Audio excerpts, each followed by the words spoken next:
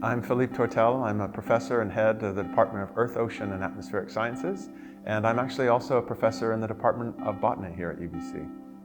I am going down to a trip to the Antarctic. We're leaving from Stanley in the Falkland Islands, or Las Malvinas as some in the world still know them.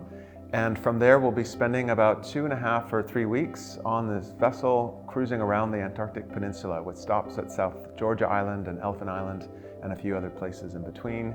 And the return will be to Ushuaia, which is down at the south of Patagonia in Argentina. I've been asked to participate as a science study leader, which means that I'm there to share some expertise with the passengers. I should say it's a commercial tour operator that takes actually mostly Canadian university alumni on expeditions of learning all around the world.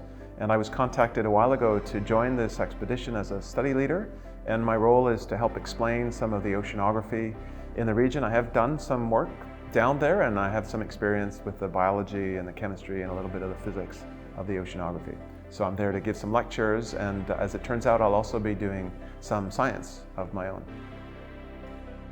This opportunity, I think, is nice as a way to communicate science with individuals who are really interested in science but maybe don't have a technical background. So I'll be using the lectures that I have on board, but also the measurements that we'll be making to try to engage people in the process of Antarctic oceanography, but also maybe some broader conversations about some of the changes that are happening in that environment.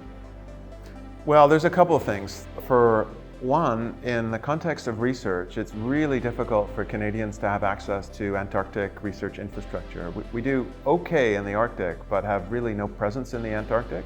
So this opportunity actually presented the ability to get some instrumentation down there, some scientific equipment down there to make measurements that are relevant to our research program. So that was an important opportunity. I really love getting out on the boats. I love not having access to email and really focusing on one thing. The sights and the smells of the ocean, and that ocean in particular, will be amazing. We'll get there early in the season, so there'll be a lot of breeding bird colonies, and the system will just be waking up after the long, cold Antarctic winter.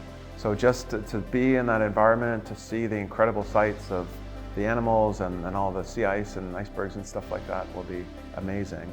And it'll be a really nice opportunity to focus on research, actually. I'm bringing some instruments down, as I said, and I'm looking forward to setting those up and just collecting data, just like I did when I was a graduate student. There are, I think, 4 different study guide leaders on board. There's myself, there is someone from, I think, the Canadian Wildlife Service who's an ornithologist and marine mammal expert. There is a geologist from McGill and a professor from the University of Calgary who works on the Antarctic Treaty and some of the geopolitical considerations.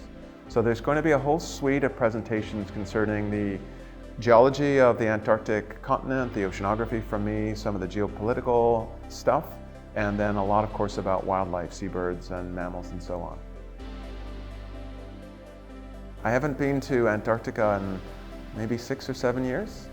I've been 3 or 4 times previous, and it's been feeling like I really want to go back. So yeah, absolutely.